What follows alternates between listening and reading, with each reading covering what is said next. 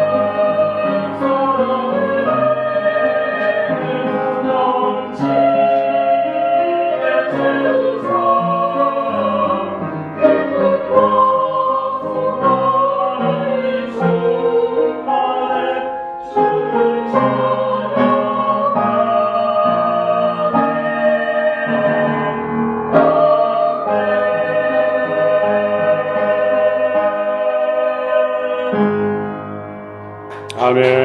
할렐루야. 주님을 송축합니다.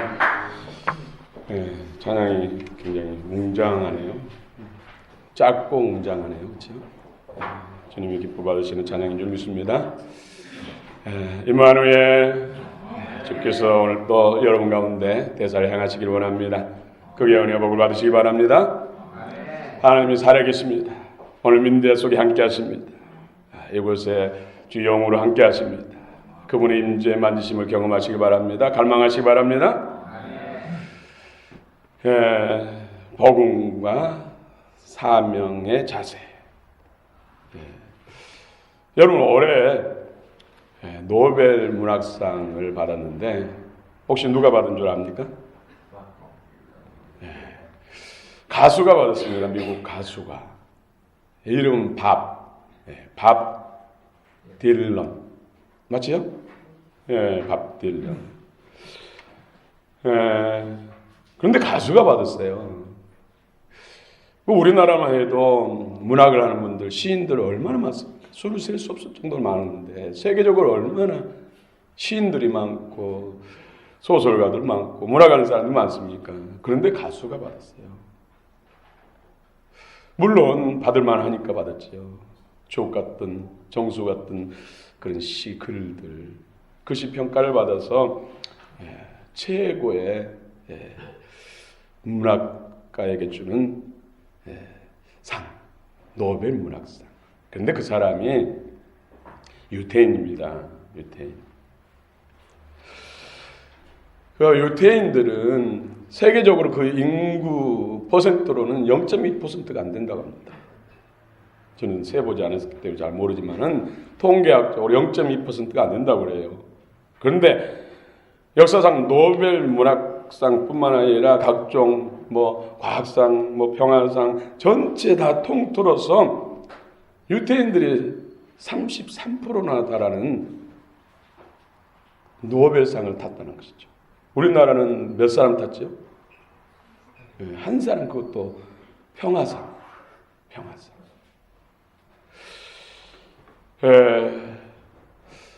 근데 우리가 머리가 좋으면 잘할 것 같죠. 근데 유태인들은 우리나라보다도 평균적으로 IQC가 11이나 떨어집니다. 11.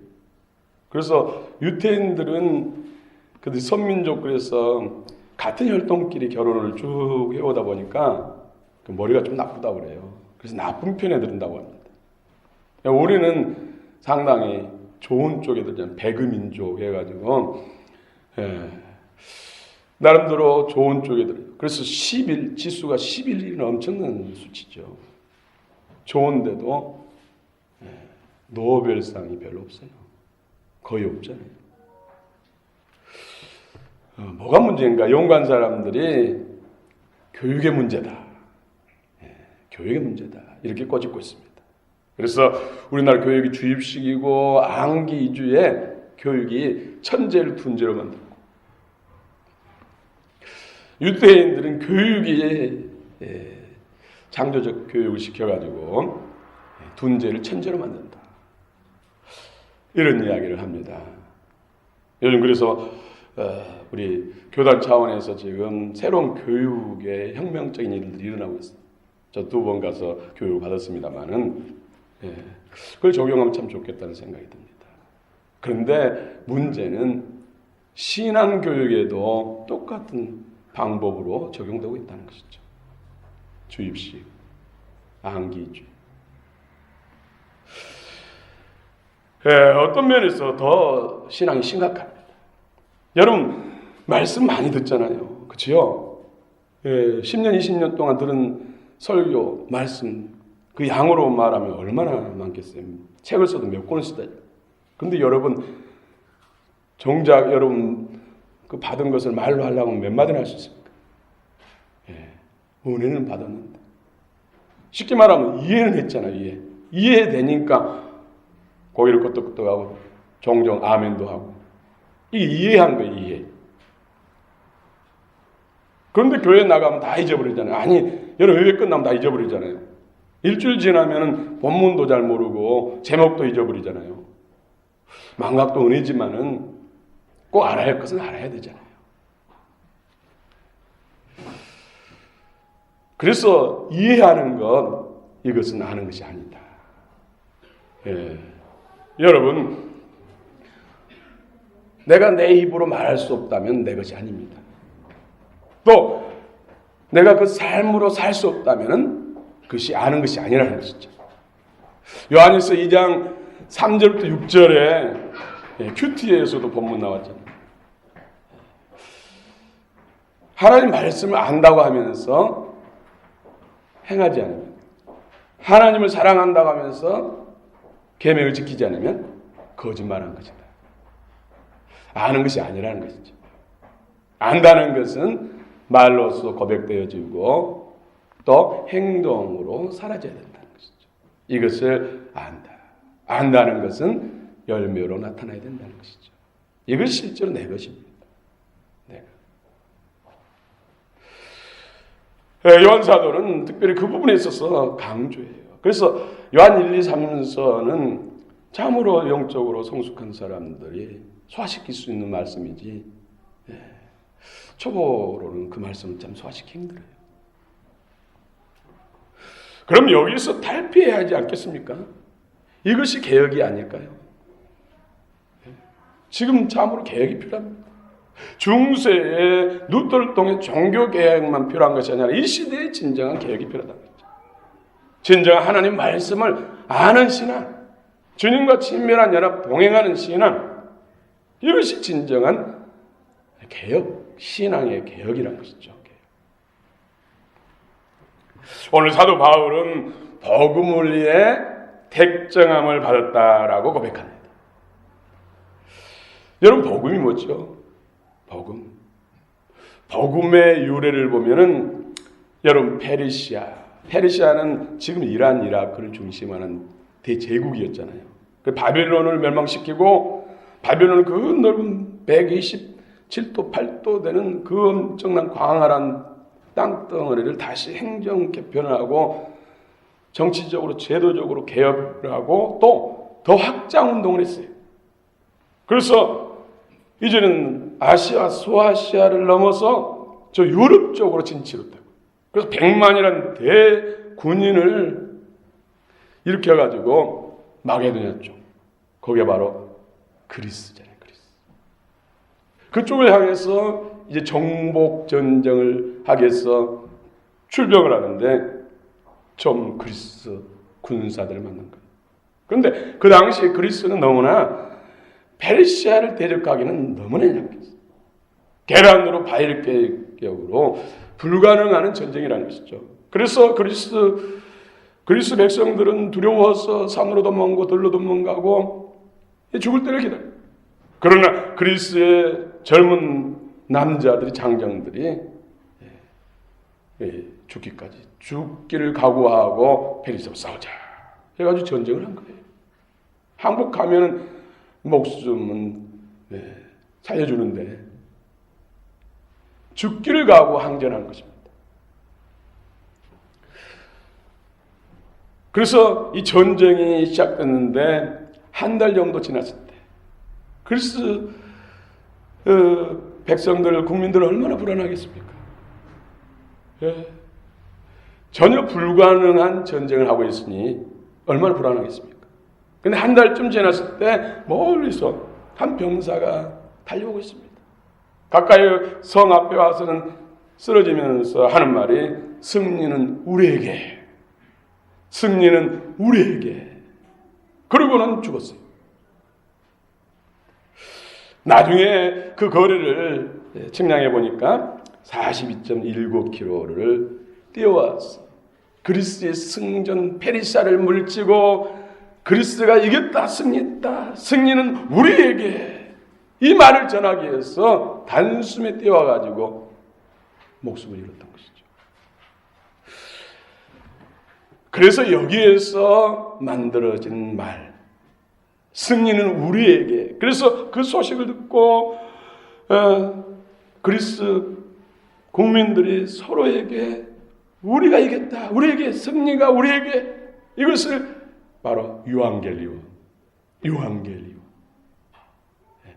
유는 기쁨이라는 뜻이고 앙겔리온은 엔젤스, 천사. 앙겔리온, 천사가 전한 기쁨의 소식, 기쁨의 소식을 전하는 천사. 이래서 유앙겔리온.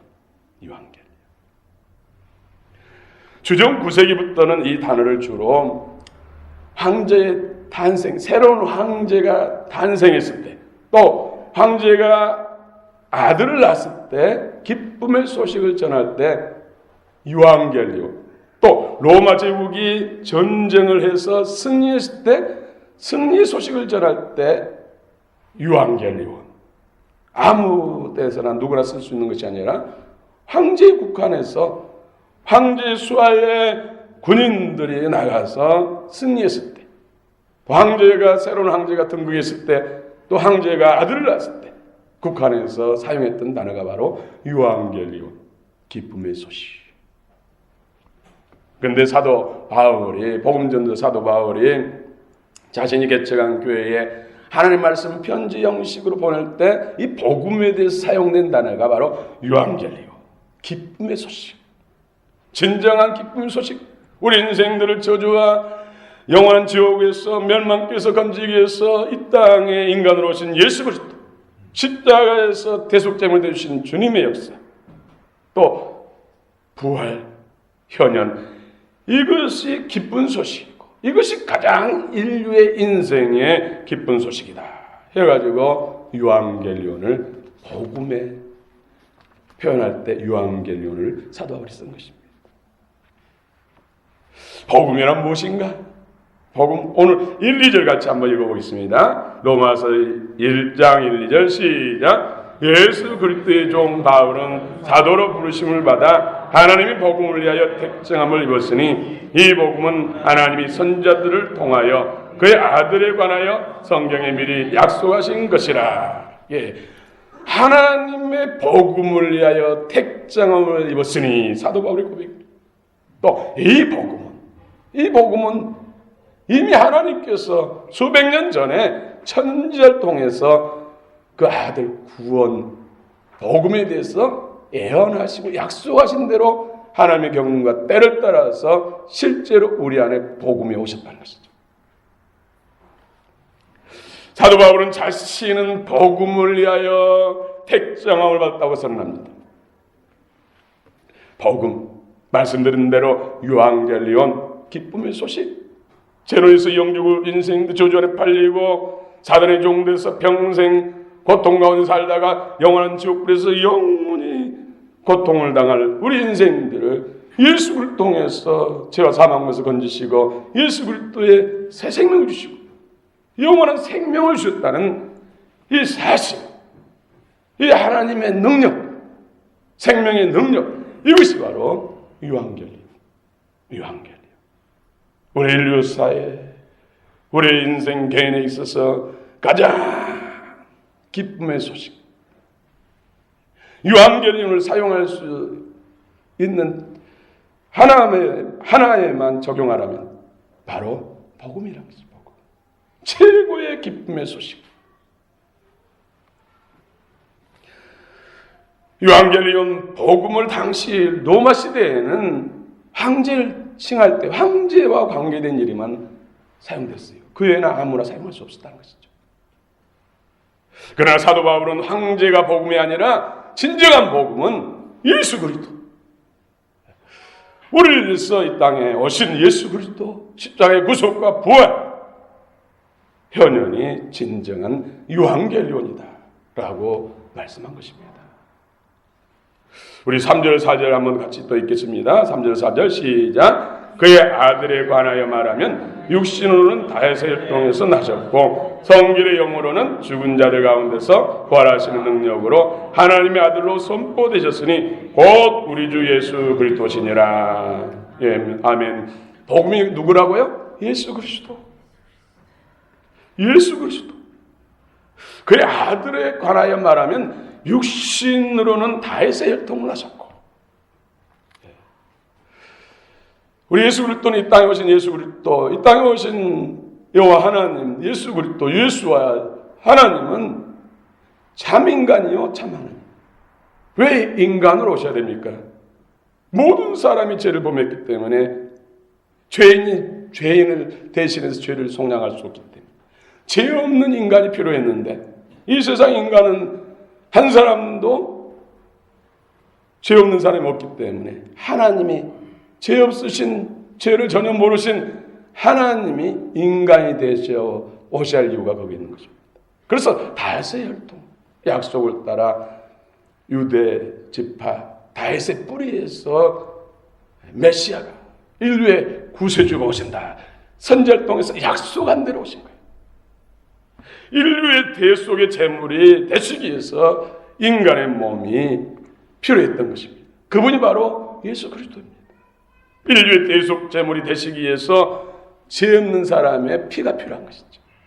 그래서 히브리서 9장 22절에 율법을 따라 그의 모든 물건이 피로써 정결하게 되나니 피 흘림이 없은즉 사함이 없느니라.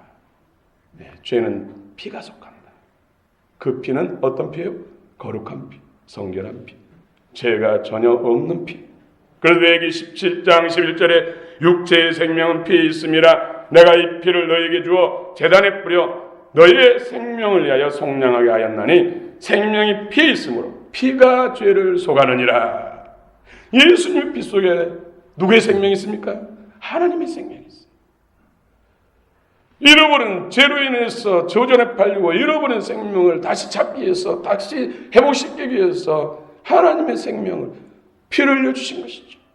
피의 생명이기 때문에 죄 사는 능력이 있는 거죠. 죄로 인해서 영원한 생명을 잃어버리고 둘째 사망의 저주 안에 팔렸는데 그것을 회복하는 길은 바로 참생명, 죄 없는 피, 하나님의 생명이 있는 피가 살리는 것입니다. 그래서 다윗의 혈통을 통해서 오신 것입니다. 인간이 되어 오신 것입니다. 갈라디아 6장 14절에 그러나 내게는 우리 주 예수 그리스도의 십자가 외에 결코 잘할 것이 없으니 그리스도로 말미암아 세상이 나를 대하여 십자가에 못 박히고 내가 또한 세상을 대하여 그러하니라. 삶의 모든 원동력이 예수 그리스도란 거예요. 예수 그리스도. 예수 그리스도에게서 우리 인생의 모든 삶의 원동력이 나온다고 말씀하고 있습니다. 여러분 동의하십니까? 당신은 황제가 복음이었어요. 목숨도 황제의 손에 달렸지요. 또 황제가 인정하면은 권력도 부도 명예도 다 얻을 수 있었습니다. 그래서 황제가 복음이다. 모든 삶의 원동력이다 그렇게 쇠뇌시키고 또 쇠뇌당하고 그렇게 믿었던 것이죠. 그런데 어떻습니까? 황제를 그처럼 의지했는데 황제가 망하니까 같이 망합니다. 황제가 전쟁이 지니까 다 종되고. 이처럼 사람은 사랑할 대상이지 믿을 대상이 아니에요. 누구라도 그를 믿으면 그가 무너질 때 같이 무너져. 그러나 예수 그리스도는 영원한 하나님이십니다. 전능하신 하나님이십니다. 그분을 의지할 때 영생이 보장되고 진정한 모든 인생이 보장될 줄로 믿으시기 바랍니다. 복음이신 예수 그리스도가 능력입니다. 오늘날 가장 큰 문제가 무엇입니까? 교회의 문제가 무엇입니까? 예수 그리스도의 능력을 잃었습니다. 교회의 문제는 도덕이나 윤리가 문제 아니에요. 세상은 도덕 윤리를 잣대를 쥐고 교회를 박해하고 정치하지. 그러나 근본적인 문제는 도덕 윤리는 극히 한 부분이죠. 나타난 한 열매의 부분이에요. 문제는 뿌리의 문제입니다. 영성의 문제입니다. 고린도서 4장 20절에 하나님 나라는 말에 있지 않고 오직 능력이 있다. 교회 안에 진실로 예수 그리스도의 현현의 역사가 나타나고 예수 그리스도의 살아계신 능력의 역사가 나타나야 돼요. 교회는 갖가지 지식, 홍수제, 방법 없는 홍수, 각종 프로그램 많은데 문제는 예수가 없어요. 예수가 본질이 없다는 것은 틀이지요, 껍데기지요. 포장에 지나지 않는 거예요. 수많은 예수에 관한, 하나님에 관한, 영생에 관한 그런 지식은 많은데 미사오고 얼마나 말 잘하는 사람들 많습니까? 그런데 문제는 예수 그리스도가 외면당하고 있다는 것이죠.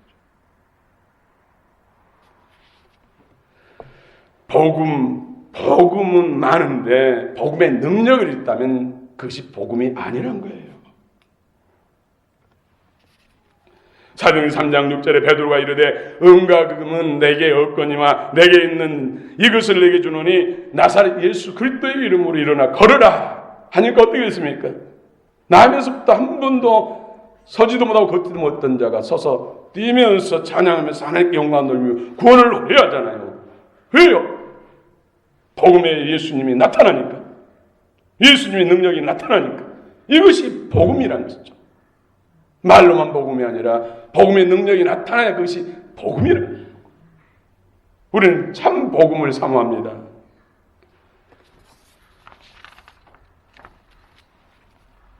복음의 능력은 오늘 사도 바울을 통해서 그런 복음의 능력이 나타났잖아요. 말에는 절하지만 설교는 잘 못하지만은 전한 말씀보다 하나 땅에 떨어지지 않고 그대로 예수님의 역사는 나타났어. 회개가 일어나고 구원이 일어나고 치유가 일어나고 원수 사단이 쫓겨나가고 하나님 나라가 세워지고 교회가 세워지고 하나님의 영광과 찬양이 들어지고. 왜 사도 바울에게는 그런 역사가 나타났을까요? 오늘 성경을 통해서 주의 음성을 들으시기 바랍니다. 복음의 능력은 투철한 사명에서 나온다는 것입니다. 투철한 사명에서. 그럼 사명이란 무엇인가요? 사명을 흔히 미션, 예능 프로그램 보면 미션, 오늘의 미션. 사명을 흔히 미션이라고 해요. 미션. 우리 그리스도인들은 하나님이 수많은 세상 사람들 중에서 택하여 부르셨습니다. 사도로 부르심을 받아. 또 6절 한번 같이 읽겠습니다. 6절 시작. 너희도 그들 중에서 예수 그리스도의 것으로 부르심을 받은 자니라. 여러분, 이 자리에 예수님이 부르셔서, 하나님이 부르셔서 여러분 나온 줄로 믿습니다. 부르심을 소명이라. 소명. 사명, 소명. 몸 하나 차이잖아요. 몸. 콜링이라고. 콜링. 이것은 선택돼서 불렀다는 것이죠. 선택. 오늘 이 시대에 70억이 넘는, 지구촌의 인구가 70억이 넘는다고 합니다. 그런데 하나님의 택감 받아서 그리스도인 된 사람들이 얼마나 될 것 같아요? 우리나라 무슨 남북한 합쳐서 7천만 이야기 합니다만은 예수 그리스도를 구주와 주님으로 영접한 부름받은 사람이 얼마나 됩니까? 20% 이야기하지만 실상 20% 되겠습니까? 세계적으로 부흥한국, 정말 그리스도가 부흥한 우리나라에도 그 정도인데 세계적으로 볼 때 70억 중에 얼마나 예수를 믿겠습니까?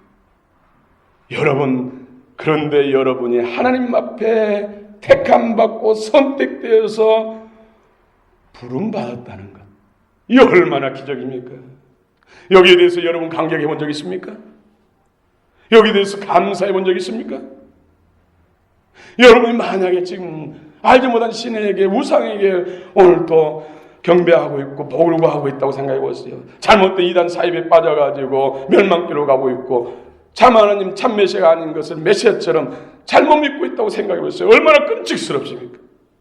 예수 그리스도의 구주, 예수 그리스도 외에는 구원자가 없다고 성경은 수없이 말씀하고 신구약 통틀어 다 이 모든 말씀은 예수님에 대한 말씀이라고 말씀한데도 수많은 사람들이 미혹받아서 참 진리가 아닌 장구원이 아닌 다른 데서 지금도 구원을 찾고 있고 헤매고 있다는 것이죠. 어떤 사람은 죽으면 끝이지, 무슨 신이 있어 하고 무신론을 주장하면서 살아간 사람들, 그 속에 속하지 않고 예수께 속하고 예수님의 소유됐다고 오늘 말씀하잖아요. 천지 만물을 창조하신 그 전능하신 엘샤다의 하나님의 소유됐다. 노타치 내 것이야. 누구도 건들 수 없어. 해칠 수 없어. 내 것이야. 하나님이 내 것이라. 예수 그리스도가 내 것이다. 내가 이 모든 허물과 죄를 값을 지불했다. 피로써 지불했다. 생명으로 지불했다. 모든 부끄러움과 수치로 지불했다. 내 것이야. 택함받고 부르셨다는 것이 얼마나 큰 은혜입니까? 우리에게 있어서 가장 큰 복이 바로 하나님 앞에 선택됐다는 것, 부르셨다는 것, 하나님의 소유로 삼으셨다는 것이 아닙니까? 이 정도 하나님 은혜를 받았다면 뭐가 불평불만할 수 있겠어요? 그렇죠? 우리는 늘 은혜를 망각하니까, 잊어버리니까 또 원망하고 불평하고 그러잖아요. 부르신 하나님이 이제 하나님의 원하시는 목적, 그 목적을 위해서 우리에게 일을 주신 것, 이것이 바로 사명입니다. 그 일이 뭡니까? 궁극적으로 주님이 우리에게 맡기신 주님의 원하시는 그 목적의 일이 뭡니까? 이게 사명인데 그 사명의 그 목적이 뭡니까? 영혼 구원이잖아요. 먼저는 내가 예수 안에서 구원받고 내가 믿음으로 풍성해져서 나를 통해서 또 다른 수많은 영혼들을 예수께로 인도해서 하나님과 원수된 그들을 화평케 하고 또 우리가 서로 한 몸으로 화평케 되는 것. 이것이 바로 사명 아닙니까? 사명. 예수님이 이 땅에 오신 것이 뭐예요? 잃어버린 영혼을 찾아 고난해 십자가에 피를 흘리시고 또 부활하시고 성령으로 역사하시고 천국 복음을 전하신 건 뭐예요? 잃어버린 찾아 고난을 왔다. 전도하러 영혼 구원하러 왔다. 하나님의 원하신 것은 모든 사람이 구원을 받고 진리를 아는 데 이르기를 원한다 말씀하고 있습니다. 여러분의 사명을 인식하시기 바랍니다. 사명. 영혼 구원은 그러므로 어느 특별한 사람에게 국한된 것이 아니라 모든 구원받은 사람들이 해야 하는 주님의 지상 명령이고 이것을 수행하는 것이고 사명을 감당하는 것입니다. 여러분 비전하는데 미션, 사명과 비전은 뭘까요? 사명과 비전하고 많이 헷갈리는 사람들이 많은 것 같아요. 다양한 비전에 대해서 설명한 몇 표지를 하려 할 수 있습니다만은 비전은 바로 주님이 주신 직분이나 직업, 주님이 주시는, 주님이 원하시는, 우리를 이 땅에 보내시는 데 있어서 우리가 이 땅에 살아가는 데 있어서 주님이 원하시는 그 직분이나 일, 이것이 바로 비전입니다. 비전.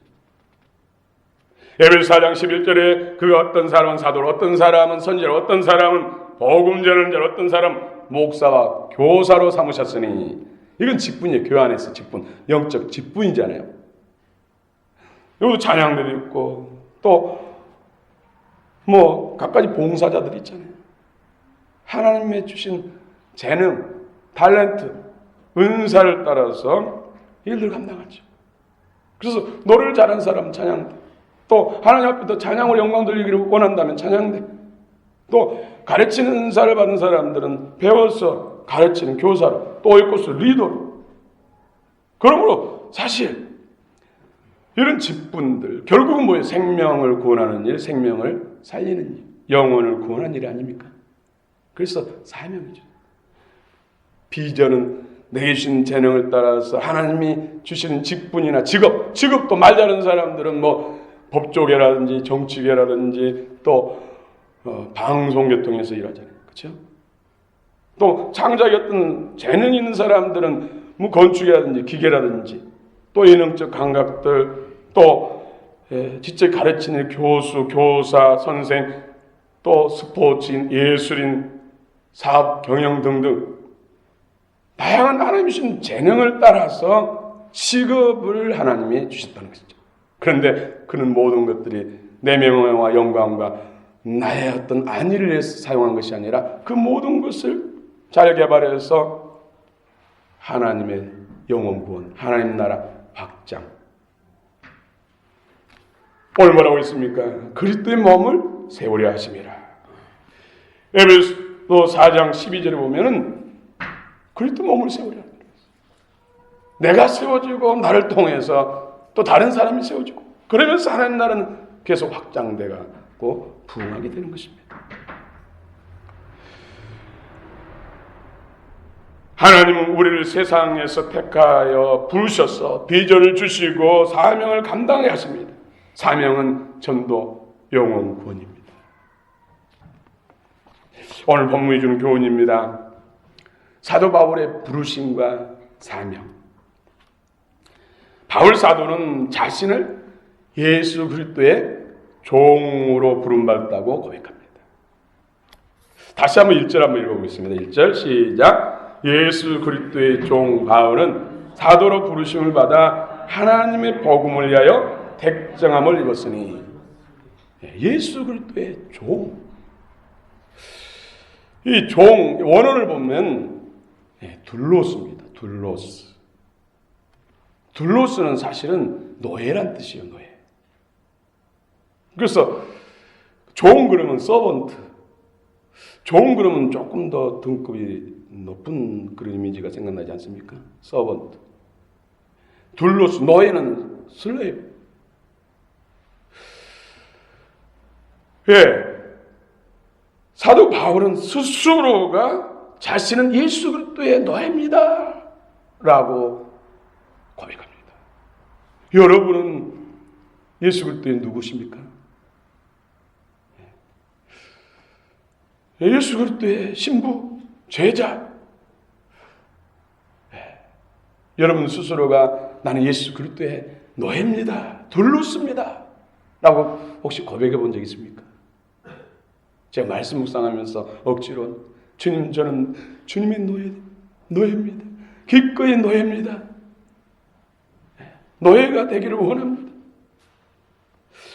그런데 좀 뒤통수가 조금 허전하더라고요. 노예. 로마 제국은 정복전쟁을 통해 승리하면 대부분 다 죽입니다. 장정들은 장년은 다 죽여요. 그리고 어린 아이들, 남자라도 어린 아이들, 그리고 여자들만 살려가지고 종상죠. 노예상. 그래서 귀족들이라든지 국가에 공적 있는 사람들에게 나눠줘요. 선물로. 재산을 주는 것이죠. 재산. 그래서 그들은 노예로서 죽도록 진심처럼 주인에게 충성하고 주인에게 예속돼서 살다가 자기 소유는 아무것도 없습니다. 짐승과 노예의 차이는요, 노예는 말할 수 있고 짐승은 말 못한다는 것 차이지 똑같다는 것이죠. 그것이 바로 노예예요. 그런데 사도 바울은 예수 그리스도의 노예입니다. 내가 노예입니다. 사도 바울이 노예가 뭔지 몰라서 노예라고 합니까? 노예가 뭔지를 너무나 잘 알기 때문에 기꺼이 자신을 예수 그리스도의 노예라고 고백하고 있습니다. 또 노예는 주인이 죽을 자리에 가면은 대신 가야 돼요. 여러분 배너에서 배너가 노예로 팔려갔잖아요. 그래서 배밑장에서 너를 줬는데 그냥 넣어줬습니까? 다 묶어놓고 넣어줬잖아요. 배가 파손되거나 침몰되면 같이 죽어요. 넣어줬는 건 목적을 삼다가 구원받을 만한 가치가 없는 인생이 바로 노예, 그런 취급받는 것이 노예예요. 그런데 자신이 기꺼이 예수님의 노예라고 선포합니다. 사명에 대한 자세, 정체성이 뭔가 차이 나지 않습니까? 예수 그리스도의 노예 바울은 사도로 부르심을 받아 하나님 복음을 위하여 택정함을 입었으니 얼마나 감격스럽게 또 고백하고 있습니다. 그러나 사도 바울의 이 고백은, 이 노예는 보통 노예하고 질적으로 다릅니다. 억지로 노예는 전쟁이 졌기 때문에, 힘이 없기 때문에 그처럼 당하지만, 억지로 당하지만, 지금 사도 바울이 고백한 노예는 기쁨으로, 감사함으로 노예가 되겠다는 거예요. 예수님을 너무나 사랑하기 때문에 기꺼이 노예가 되겠다는 것이죠. 저는 가끔 그 엄마가 자녀에게 하는 거 보면서 노예가 따로 없다. 엄마 이거 먹고 싶어요. 그러면 열심히. 엄마 이거 말고 다른 건 그래 뭐 먹고 싶은데 이거 먹고 싶었단 말이에요. 그럼 잠깐만 기다려. 막 만들죠. 엄마 양말. 양말 여기서 나왔어. 안 보여. 그래 잘. 엄마 속옷. 베란다에 지금 널어놨어. 시간 없대. 알았어. 그런데도 억지로 하지 않고 기쁨을 하는데 그걸 보면서 노예가 따로 없구나. 그런데 무슨 노예예요? 사랑의 노예. 그래서 엄마가 위대하구나. 사랑이 위대하구나. 바로 사도 바울이 예수님 내가 누구간데, 예수님 몰랐을 때는 이당 개수라고 정죄하고 그를 믿는 그리스도인들을 잡아 죽이는데 넘겨주고 감옥에 가두고 교회를 잔멸하기에 앞장섰던 그가 다메섹 도상에서 살아계신 예수, 부활하신 예수님을 만나서 참 메시아 그처럼 기다렸던 그리스도가 예수라는 걸 알고 180도 달았잖아요. 그리고는 그는 사도 중에 가장 작은 자라고, 성도 중에 가장 작은 자라고, 모든 사람 중에서 만삭 태어나지 못한 자 같은 모든 사람 중에서 가장 작은 자라고, 또 나중에는 극기하는 죄인 중에 괴수라고 고백합니다. 기꺼이 나는 주님의 노예가 되겠습니다. 내 모든 것은 살아야 의미는 주를 위한 것이고, 먹든지 마든지 살든지 죽든지 주의 영광을 살겠습니다. 이것이 바로 그가 주님 앞에 고백한 신앙 고백대로 그렇게 산 것이죠.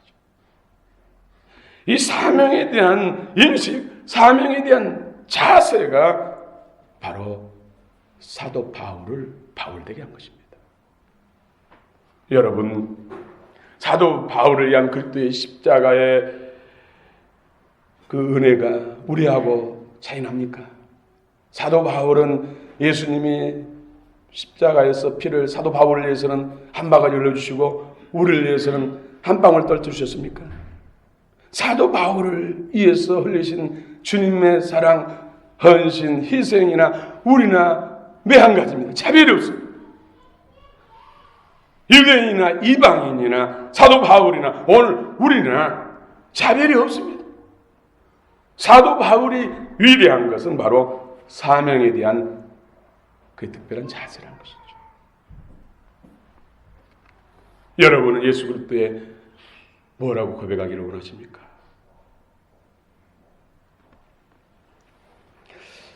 여러분, 찬송가 316장 한번 펼쳐보시기 바랍니다.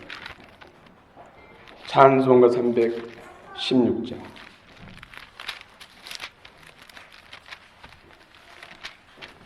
주여 나의 생명. 김보은 작사 작곡. 이 김보은 장로님이 많은 노래곡을 많이 작사 작곡. 그런데 어느 날부터인가 목에 이상이 와가지고 정밀 검사를 하니까 후두암.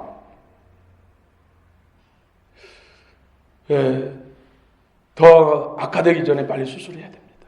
의사가. 정밀 검사를 하고 결국은 후두암입니다. 그래서 수술해야 되는데 수술하면은 성대를 다 절제해서 이제 그 후로는 목소리를 낼 수가 없습니다. 음악하는 사람, 노래하는 사람이 목소리를 낼 수 없다면 그것은 죽은 거나 똑같죠. 이제 다음 날이면 이제 수술을 해야 돼요. 영원히 이제 사는 날 동안에 목소리를 잃어버려요. 여러분의 입장이라면 어떻겠습니까? 24시간 후에 여러분의 목소리를 잃어버린다면 어떤 말을 하고 싶습니까? 이분은 잠을 잘 수가 없죠. 다음 날이면 이제 사는 날 동안 목소리를 영원히 잊어버리고 노래도 할 수 없고 말도 할 수 없는데 벙어리 되어서 사는데, 그래서 병원 옥상으로 올라갑니다. 옥상에 올라가서 이제 내일이면 목소리를 잃어버리는데, 하나님을 찬양할 수도 없는데, 말할 수도 없는데, 내가 이 밤에 이 목소리를, 아직 나오는 목소리를 어디서 사용하는 것이 가장 값진 것인가 생각하니까 하나님을 찬양합니다. 그래서 계속해서 주님 앞에 찬양을 불러드립니다. 찬양하고 또 찬양. 그러면서 성령의 감동을 받아서 가사를 쓰고 곡을 쓴 내용이 316장. 그러면서 밤새 이 찬양을 목 터지라 불러. 왜? 다음 날이면 부르고 싶어도 목소리를 낼 수 없기 때문에 전심을 다해서 이 찬양을 부르는 거예요. 그래서 새벽녘에 목이 터져버린 거예요. 피가 왈칵 쏟아져요. 그 놀라운 것은 수술하고 다시 점검하니까 목에 있던 암세포들이 다 쏟아졌나, 피가 쏟아져 나올 때 쏟아져. 그래가지고 함에서 승리하고 주님을 찬양하고, 그 다음부터는 정말로 하나님을 찬양하는 찬송곡을 많이 만들고 주님을 찬양하는 사람으로 바뀝니다. 여러분에게 주어진 생명, 여러분에게 주어진 재능, 뭘 위해 살겠습니까? 어떻게 사는 것이 가장 값진 인생이고 보람된 인생이고 칭찬과 상급, 하나님 앞에 약속받은 삶입니까? 여러분, 예수 그리스도는 여러분의 누구십니까? 예수 그리스도의 구원의 감격과 여러분의 눈물이 있습니까? 여러분은 예수를 무엇이라고 부릅니까? 여러분은 예수의 무엇입니까? 예수님과 어떤 관계입니까? 바울의 노예로서 자신의 신앙 고백이 됐기 때문에 그는 참 제자가 됐고 참 신부가 될 수 있었습니다. 여러분, 여러분의 정체성을 확인하시고 참으로 70억이 넘는 인생들 중에서 나를 택하셨고 부르셨고 예수 그리스도의 십자가 보혈로 씻기시고 그 생명을 주셔서 너는 내 것이다. 이제 그뿐만 아니라 가장 가치 있는 일, 생명을 구하는 일에 나와 함께 동역하자. 너의 모든 재능들은 이 땅에서 유익하겠으되 결국은 생명 구하는 데 쓰기로 원한다. 오늘 주의 음성을 들으시길 축원합니다. 아멘.